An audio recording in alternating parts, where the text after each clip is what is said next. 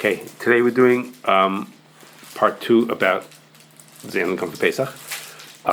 So last time we talked about reason that why Xanthan should not be a problem, and that's because the isopropyl alcohol that potentially carries the tam from the chametz Xanthan to the Pesach Xanthan is not roy l'achila, and since it's not roy l'achila, therefore it can't pass tam. That's what we talked about last time.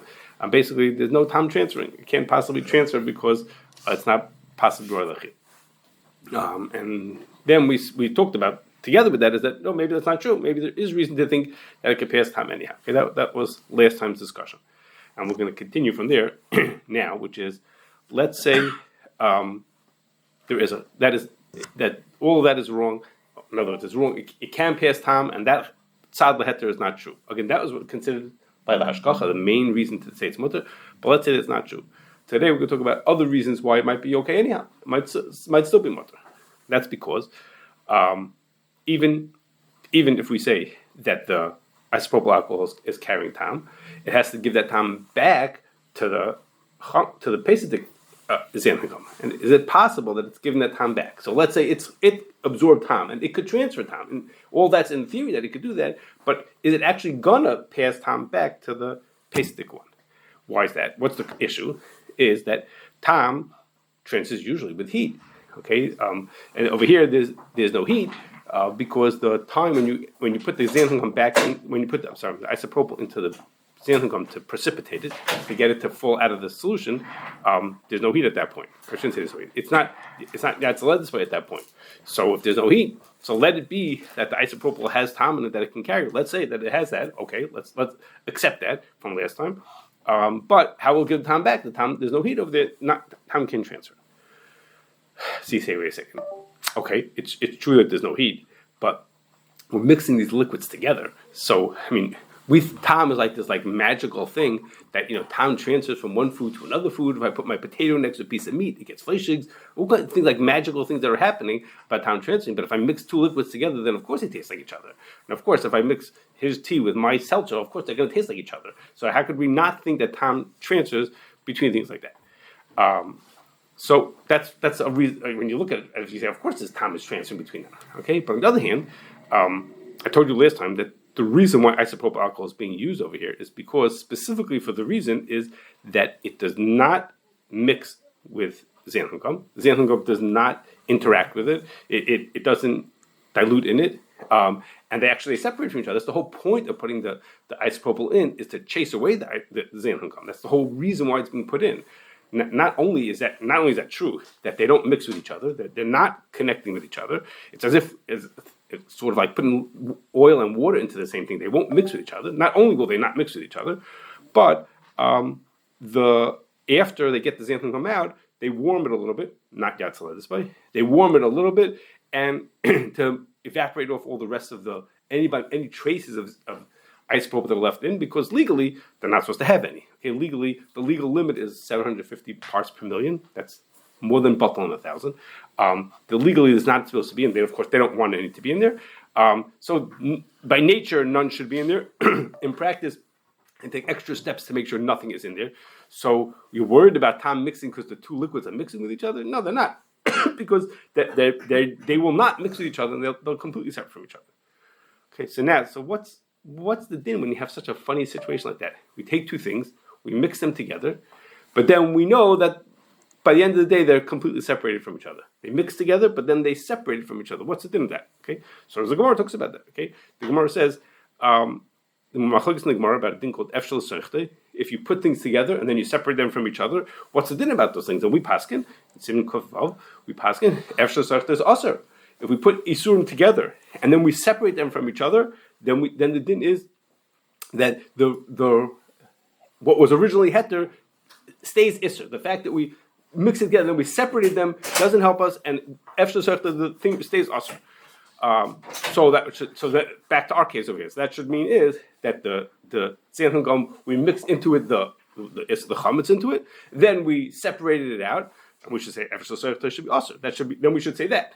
Okay, but there's two pratim within the dinim of Efshar l'soichtei that tell us that all that thing that I just said to you is not true. Okay, and the first is like this. Taisus brings raya from a different Gemara, a few blot later, that even though we hold Efshar l'soichtei issur, that's only true if there's some little traces of the issur left behind. Okay, but if we literally get every last bit out of the thing, then we don't say that. Okay, the Gemara says if you put in trei gili de milcha, you have fat and blood mixed together. The fat is heter, the blood is issur, and they're mixed together.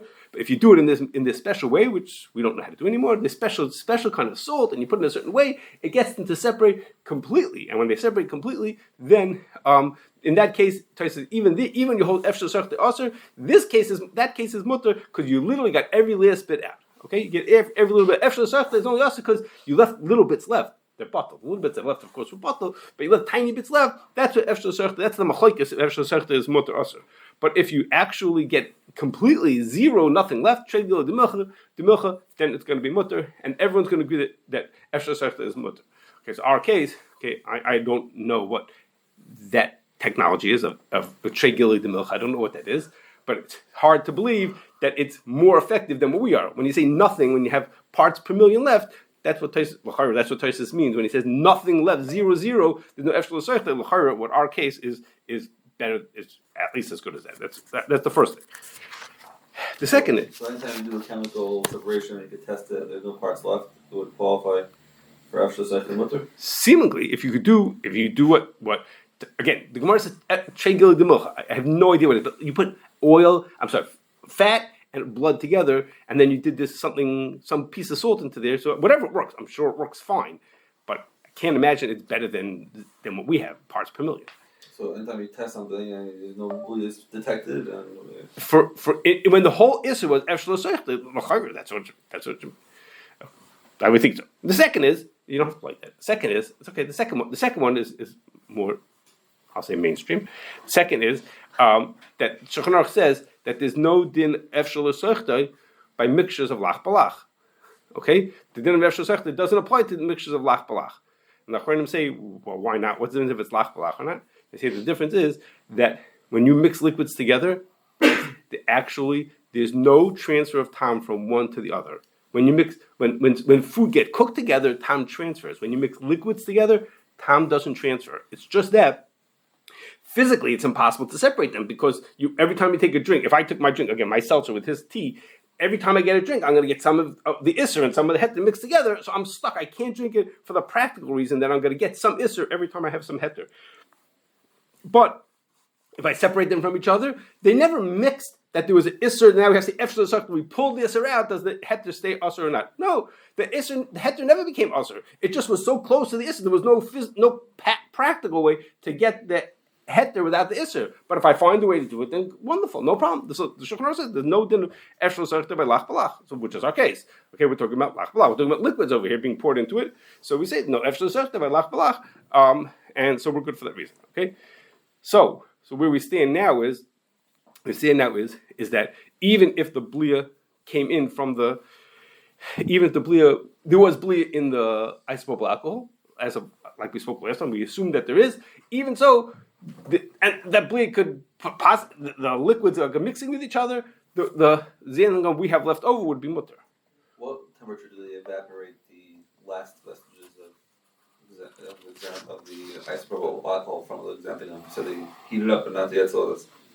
They reheat it up at 45 degrees Celsius. Okay? What is that, Fahrenheit? 113. So I should mention that. Isopropyl evaporates it. Much higher than that. But isopropyl has a special property, for whatever reason, even at room temperature, it evaporates very quickly. So you just need to encourage it a little bit and it evaporates out really fast. Okay? I suspect that many communities might have a problem with that. Right, so that's true. I should have mentioned that there are some people who think that temperature is already yatzla. Despite there are those who think like that. So you're right. So they can't trust commercial kashrus ever. So. Well, okay, that's fine. Yeah, that's true. You're right. So they shouldn't trust us for anything else. That's true. There are people. Yeah, but it's true. There are people who would think that was already yatzla at this point. Okay, for some people would consider it to be yatzla. You're right. Some people would consider it yatzla at this point. Okay, we didn't. In my mind, that's not. But yes, I should have mentioned that. Okay. Okay. Now, but all that I said to you is the whole the whole thing my whole today has been that there's no heat and there's no transfer of tam.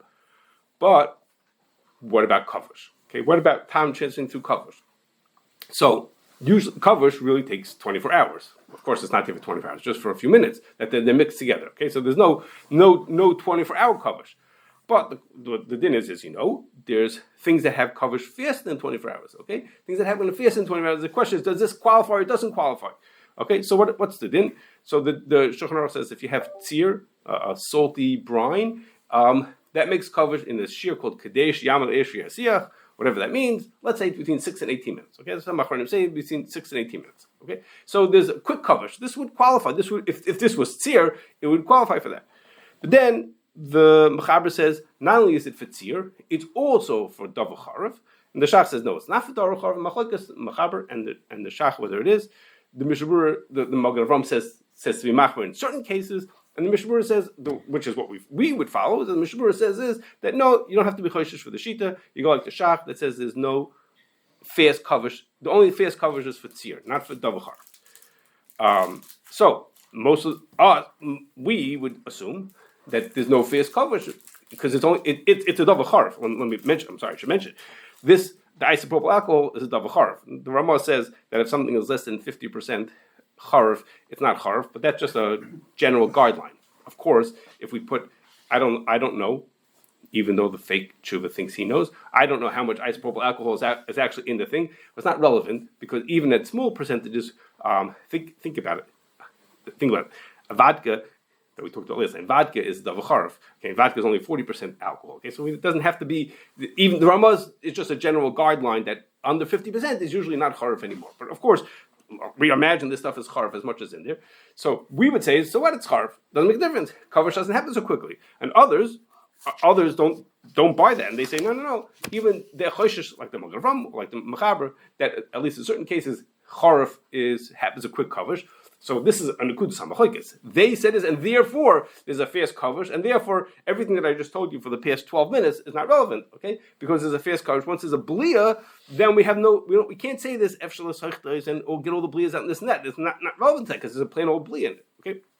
So today's whole point that I was making to you, which is even if the isopropyl is treif, is chametzik, it can't get the time back in, they would say, yes, it can be, because we think there's a fast Kovush. Okay, and the quick Kovush will make the time go back in. Okay, and I'm coming, so here we're holding at a point of disagreement. The people who gave the hashgacha originally say, like we would have said, that Kovush doesn't happen quickly. So don't worry about bleas coming back in. While the people who didn't like it, one of their points was, they say, no, we don't do that. We always say that Kovush happens quickly. We think Kovush happens quickly for Davar Charav. I don't know how to eat the rest of our food that we make, but okay, we don't think that, like you said, but we think Kovush happens quickly for Davar Charav, and therefore Tom could get back. Okay, so just a point. Kovush is usually for kalim. This is the Kovush it could be for foods also together or liquids together. Well, usually you think of it as a liquid and a solid. Usually when the liquids together, they're mixed, so they're not going to be negay. But liquid and a solid would happen. If a potato dropped into a liquid, it would be negay also. So here would be a funny case. It's an unusual case. We were having liquid and liquid, but yeah. Okay. Now let's move to a second thing. Okay. But the xanthan gum doesn't solidify? When it leaves, it becomes a solid. That's right. So before they strain it out, it's mixed together. A solid and liquid. Yeah, but that's for a short time. The whole amount. What did you say? 6 months. I don't know the exact times. How long does it sit together? My understanding is it's enough to be kishiyam issur hasiach. Does it enough after it solidifies to be like that? I have no idea. Okay. Now let's move to a different thing, and that is, that's funny. Okay, another thing. Let's say we're continuing. Let's say what we said last time points in the direction saying that yes, time could transcend into the isopropyl alcohol, and now we'll say, and the second step is okay. And now let's say the xanthan gum became chametz. It was belay back because it was Kovush. Do you think it's a fast Kovush? That's our second step. Was maybe it wouldn't be belay back. It can't be. You can't get a belay back from the isopropyl. So now, even so in which case the xanthan gum that was made is not really kosher Pesach. It really has belay of chametz in it. But now l'chayra, that xanthan gum when you're going to use it in a food, it's going to be bitul also. So if I have this food in my house, I have ice cream in my house that has a xanthan gum in it, For me, seemingly it shouldn't be also because use xanthan gum in tiny amounts. In most recipes, it's less than even 1%. Okay, so it's the amount that I have in my ice cream is going to be Bitul. So even if the ice pulp became chametzik, and even if it put its time back into the new xanthan gum, my ice cream that I have in my house should be okay because it should be Bitul. It's not like a Davar hama'amid. So there are two questions on it, and the two questions are, one is Davar hama'amid, that's the second question, and the first question is it Bitul l'chatchila? Okay, those are two questions. So again, assuming we went through these first two steps and we ended up that it was usher, did it affect my thing? So these are two questions. I'm saying let it be Bitul, and you say, well, is it Bitul l'chatchila, and is it a problem of being a ma'amid? So Bitul l'chatchila. Why is it a question of Bitul l'chatchila? So usually we don't think about Bitul l'chatchila for food made with hashgacha because it's made for the whole world. Okay, the person you're not allowed to be involved with chatchila, so you're a bad boy. Oh, so this was made way before Pesach. It wasn't issur. What? When it was No, made, we assume that chametz is bitul chatchila to put chametz to be involved also. I can talk even to you. before Pesach. Wait. I'm going to talk to you for a second about the yes. We assume yes, but there's a possible angle out. If we have time, I'm going to tell you that also. Okay, a possible reason why you might sort of be right. Okay, so the bitul chatchila is an issur on the person, which is not so relevant to us, but also when you make vatas chatchila, it's also for the person it was made for. Also, usually we don't think about whether that issue because someone's making potato chips for the whole world. The fact that some yidden are eating it, they're not making it for yidden, so it's not relevant. Okay, when you're making food for Pesach, you're making that food for kosher Pesach for yidden. Okay, you're not making it for the whole world. You're making it just for Jews. They make it just for yidden. Then you have to think about, if he was mavatal chatchila, then it would be also for the people who it's made for, meaning me. Okay, he's made it for us. Okay, they didn't make no one else eats Pesach ice cream. What do you say? So sometimes it's broader. Sometimes they make something kosher Pesach, but they're really trying to target the whole world who wants a gluten-free food. That's true. But a lot of the things we're talking about, nobody eats Pesach salad dressing except for people who are kosher, who want to eat kosher Pesach. Okay? They want it by mistake. Okay, they're not making it for the world at large. Okay. Okay, so the main reason why I don't think that's correct at all is because the people weren't mavados l'chatchila. The people bought stuff that had a reputable hashgacha. Their rabbi told them they're allowed to use this. They did everything they were supposed to do. The fact that the Rav might have decided later, no, it was a big mistake. It was all wrong, and we made a mistake, and now we read the truth and we found out that it was all wrong. That's not bitul l'chatchila. I put it in not trying to be mvatlis. I put it in thinking that it was total heter. Okay, that's what bitul is. Bitul is you think something's mutter and you find out later on that it was usher. He wants to use it next year. I'm not talking if you can use it next year. No, if it's treif, of course you can't do it. The question is, I have it in my house. I have the stuff in my house. Should I eat it? Should I not? No, next year, if the Rav tells me that he holds that it's chametz, then I won't be. Of course, I wouldn't use it. I wouldn't dream of using it. He won't let me use it. I'm thinking about I have the stuff in my house. I have this sauce in my house. So this explanation only helps for past manufacturers. This is my third step. First, we said maybe it didn't. The isopropyl didn't come chametz. Then we said maybe it didn't transfer into the other guys. And now let's say it did. So at this point, right now I'm holding this food in my hand. Am I allowed to eat it or not? That's what I'm talking about. People, not the people making the stuff. So, like you said, if I go and ask the rabbi, am I allowed to use this ingredient? He says to me, no, it's chametz. Of course, I'm not going to use it. Obviously, I'm talking about the food manufacturer, the hamish place that's making the kosher place of food using this exact thing, right? They asked the rabbi and said it's fine, but it turns out he made a mistake. Let's say, right? Right, correct. He just changed his mind and he decided that now it's so good. So it's b'shagig. No, it's not bitul chatchila. That's what every bitul is. Every bitul is. I thought it was a butter when I put it in, and then I found out later that it was also. That's what bitul is. It's a mistake. I thought I was doing the right thing, and it turned out I was doing the wrong thing. That's what bitul is. It's not bitul chatchila. I didn't do anything. I didn't maliciously put it in. I put it in because I thought you're allowed to. I didn't do anything wrong with that. Okay, so let me. We're going to have time, so I'll mention to you a possible secondary reason why not bitul chatchila. This is from Rabbi Gerson. He'll admit to you that it's not a complete heter, but it's a possible heter, and that is like this: when you make the original xanthan gum, I told you put into this vat you put water and glucose. That's the potential chametz of it. The glucose, some minor ingredients, and of course the microorganism. So I told you the government has a report about xanthan gum. And in it says that when they tested it, they decided hagam that usually in fermentations they put in 20-25% of glucose into a fermentation, even though that's a typical thing. For Xanthan gum, for whatever reasons that are beyond me, they have reasons. You only could put in between 2 and 5% glucose into the mixture. Okay, which is not typical. Okay, I asked Rabbi Adler about it. Rabbi Adler is king of fermentations, and he said, no, it's not typical at all. Usually it's like 20-25%. But here, the government says, no, that they found out that that's the most efficient, it works best. Why it's not relevant to me. Okay, that's what works best. So when we're talking about the Xanthan that was chametzik, it was something that we'll use the number 5%. The most is, we're going to say it was 5% chametzik. The rest of the stuff is water and the minor ingredients that are not chametzik. Even the chametz Xanthan. Now, for chametz before Pesach, there's no chanan. So that mixture of 5% chametz is 5% chametz. It's not 100% chametz. If it would be issur, we would say it's 100% issur. But no, it's only 5% issur. Okay, so we have the chametzik one that's 5% issur. That means is the isopropyl alcohol is also not more than 5% issur. It can't be worse than what it came from. So it's also 5% issur.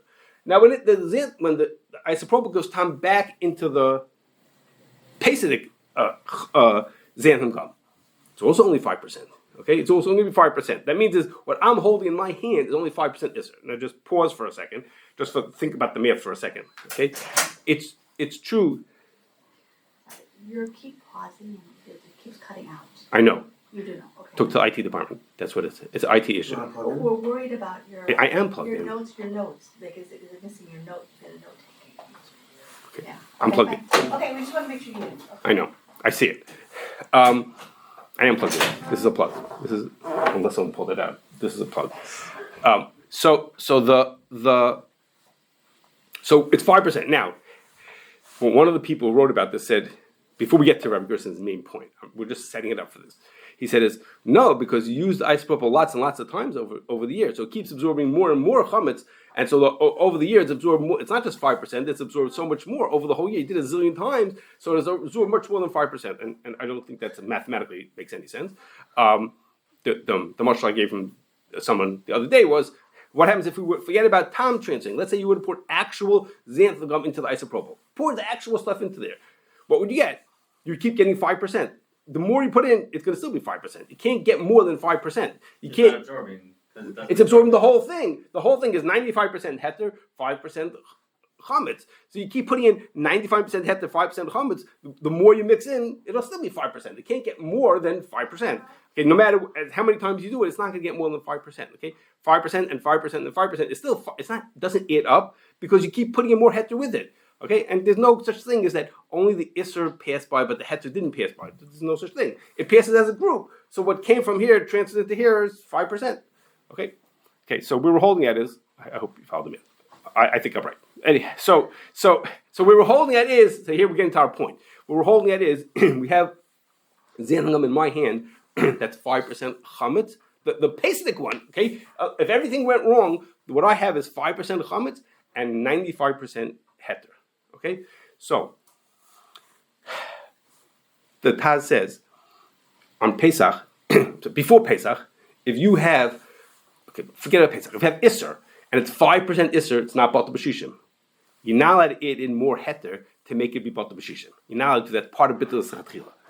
For chametz before Pesach, the Taz says you're allowed to do that. Okay, you're allowed to add in more heter to make it Bitul b'shishim. So a lot of the Chachamim don't agree with that. A lot of Chachamim don't agree with that and say no, it's the same kind of bitul lechatchila for issur like year round. The same thing is for Pesach also. Okay, but the Taz says such thing. Mishnah says b'shas adchak you could be samech on that and add in more heter into the mixture to make it be Bitul b'shishim. B'shas adchak you could be samech on this Taz that says you can make it be Bitul b'shishim. So the assumption is that just like you could add more heter into the issur to make it Bitul b'shishim, you could add this into something else to make it Bitul b'shishim. Okay, the same thing. And again, so could I take the xanthan gum that I have in my hand, which is only 5% chametz, it's not 100% chametz, it's 5% chametz, and put it into my dressing? And make it be Bitul. So the assumption is that those two are the same. I know they had rayas that the opposite, but I don't think the rayas were correct. So I'm going to ignore them. So this is Rabbi Gerson's point, was that therefore don't call it bitul lechatchila even if I wanted to put it in, because if it was a Shas Chag, because I would say is that I'm allowed to. The Bitul already started. I'm not putting chametz into my food. I'm putting something that's already partially diluted and just making sure that it's batal b'shishim instead of being batal in 20 times. I'm making it be batal or 25, but at 20 times I'm making it be batal b'shishim. Okay.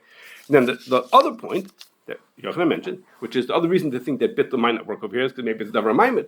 Okay, which is Davar hama'amid means is if something has this big important effect, then it can't be batal b'shishim. And so what's examples of a Davar hama'amid?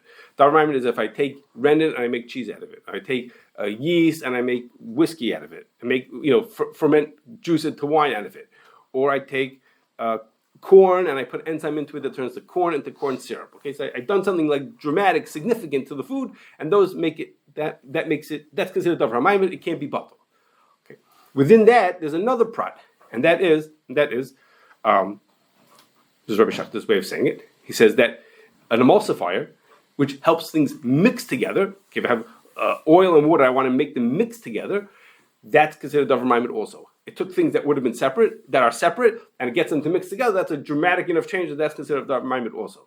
But a stabilizer, those words are not so technical, but for our purposes, we're going to use something like that. A stabilizer, which is, it takes a mixture that's already mixed together, and it keeps them mixed together. He thought that was not a Davar hama'amid. Just to prevent, I think this comes from a Darkei Tshuva, to prevent it from separating, that's not a Davar hama'amid. So, like, for example, if I had my milk that was homogenized and the fat stayed together with the rest of the milk, and I did something to keep it like that to help it stay in solution, that would not be considered Davar hama'amid. Okay, it's only if I create the thing. I take oil and water; they don't mix together, and I put something into it that makes them mix. That's a Davar hama'amid. If I keep them like that, the wilderness in 3 days from now it would have separated. That's not a Davar hama'amid. So I get something to mix it up, oil and water to mix it up really good. No. Rabelski said that's just a trick. Like that doesn't. He didn't buy that. Okay. 3 days later, without this thing, it would have completely separated. So right. So after 3 days. So I that's not what I want to talk about today. What I mean is, I'm about to tell you something based on that. But the basis that we talked about different times. So you'd have to live with me for now. You don't have to agree with me. You'll have to live with me for now. And that is like this. Okay, so I thought it's a thickener also. So what do you do with Xanthan gum? Okay, so what do you do with Xanthan gum? So I have some examples here. It makes ice cream taste smoother. It makes sauces be thicker. It keeps salad dressing things from separating. Like if you want to see like spices floating in the middle of your dressing instead of sinking to the bottom, like keeps them in suspension. It does all these kind of different things, and a lot of those are probably not going to qualify for being Davar hama'amid. Sometimes else, especially in Pesach cakes that don't have flour, don't have wheat in them. So then it makes them stick together. It helps cakes like that fluff up. It makes toothpaste be a gel instead of a liquid. Okay, in Rav Landau, one of his cases, the case that he didn't want to give hashgacha to, was for a pudding that he said without the Xanthan gum, it wouldn't have the thickness of a pudding that it was supposed to have. Okay, and he said therefore he thought it wasn't Davar hama'amid. So there will be cases that are Davar hama'amid. I'm not saying there are none, but it's la dafka. It makes my ice cream a little smoother, is that considered Davar hama'amid? It's questionable. Okay, it's not so obvious that it's going to be. There's always. It is true that it's a thickener. It is true that sometimes it makes a significant difference. But la dafka does it. Is it automatic? You say, oh, if it's in there, it must be Davar hama'amid. It's not automatic.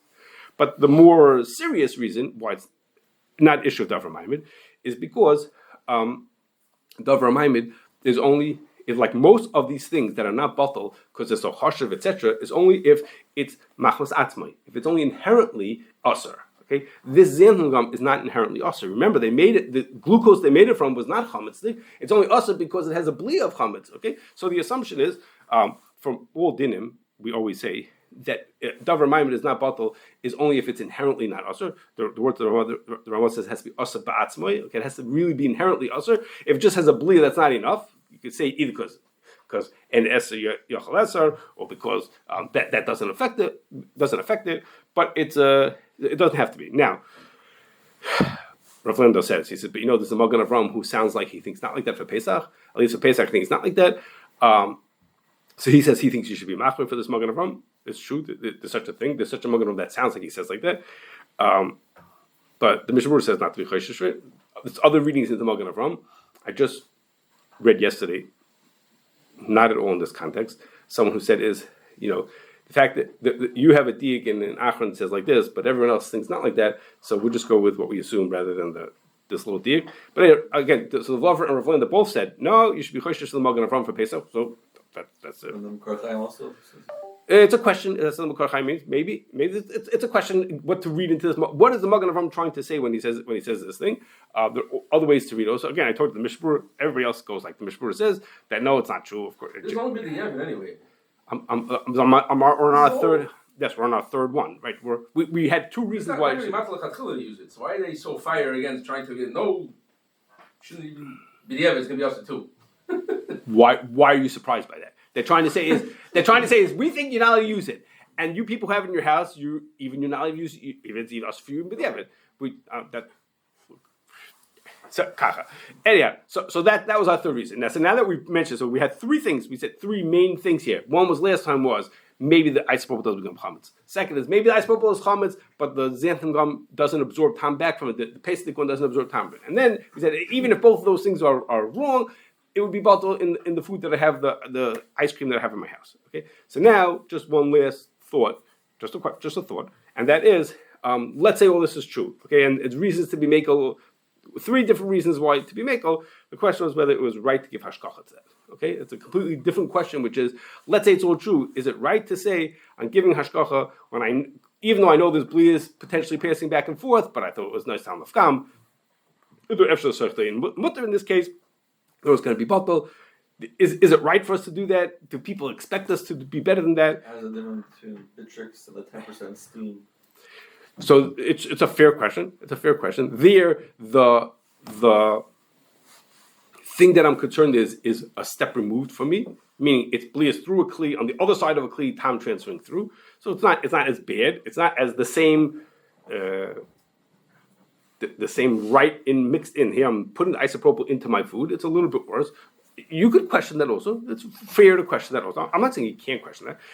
I'm not going to tell you the answer to this question. I'm just saying it's what. I think they the Volver in the Chiva says that they take a try to be machmir on that. Wow. On the Bitrix, he says they'll only for their abundance and the Yevet, you know. Okay, so I'm not saying it isn't what to think about for that also. But in all of this, it's that when people first heard, they said, you're putting stuff in that was used with the chametz into my xanthan that's ending up in my dressing. How did people take to that? And did people's reaction to that, does that tell us maybe we weren't doing the right thing for them to give them something that when they hear about it, they had to...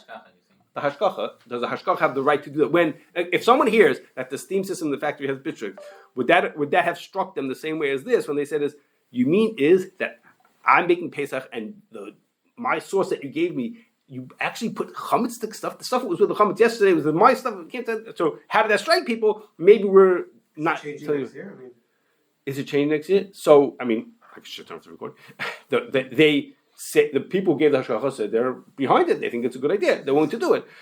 In practice, what will happen? I don't know, because in practice, a lot of their customers might say is we don't want that anymore. Not because we have an opinion in din, but because our own customers, the end consumers, might not want it. So there might be pushback from that side.